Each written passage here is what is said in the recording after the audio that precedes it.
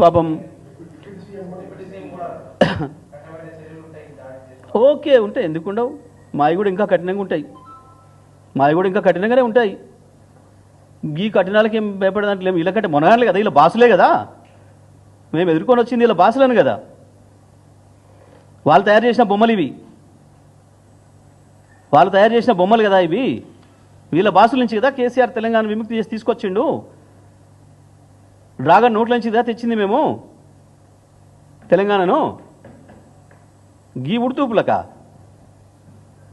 ఎన్ని రోజులు ఇలా భాగవతం. మేము అది కూడా చెప్తున్నా, అప్పటిదాకా అవుతామని కూడా అంటలే నేను. ఎందుకు మాకు అధికారం వచ్చినాక నేను చేస్తాను కూడా అంటలే నేను. మేము ఎన్నడూ ఆశలు వదులుకొని వచ్చిన వాళ్ళం.